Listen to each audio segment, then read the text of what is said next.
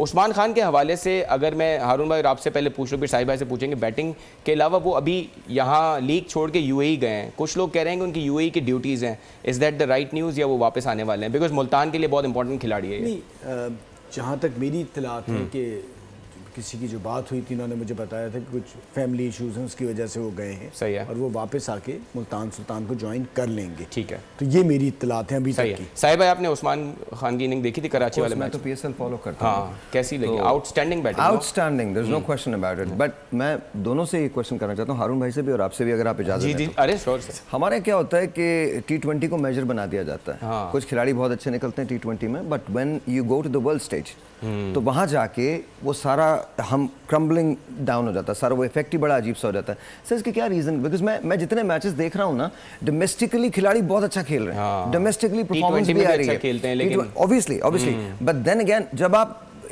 अभी हमने recently world cup में उसकी एग्जांपल्स देखी हैं कि हम किस तरह से, तो मुझे थोड़ा सा ये रीज़न बता दीजिए हारून भाई, ये वजह क्या है, हमको क्या चेंज करने की ज़रूरत है?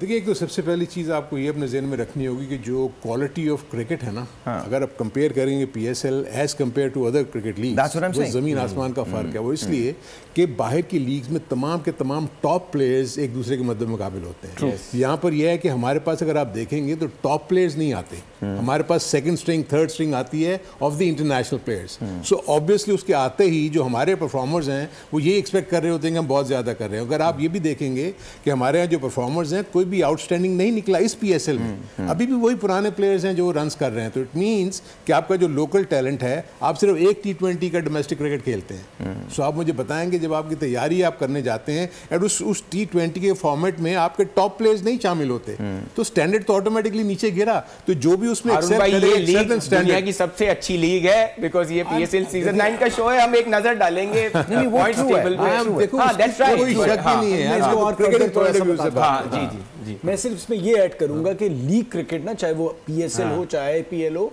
दो, एक तो इमर्जिंग प्लेयर होता है, 4 आपके फॉरेन प्लेयर्स होते हैं, और फिर बाकी local.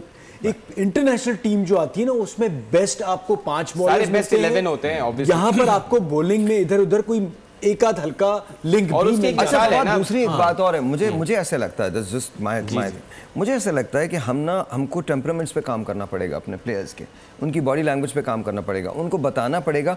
Because I still remember जब मैं नवाब पटौदी की एक चीज़ देख रहा था, उनकी लाइफ हिस्ट्री पे एक चीज़ देख रहा था, तो बड़ा एविडेंट था उसके अंदर। उन्होंने बताया कि Pataudi was the one who initially said कि नहीं, तुम भी खेल सकते हो और तुम इनसे बेहतर खेल सकते हो, तुम इनसे, और उसके बाद उसकी लेगेसी को फिर और बहुत सारे जो साउथ एशियन क्रिकेटर्स हैं उन्होंने फॉलो किया।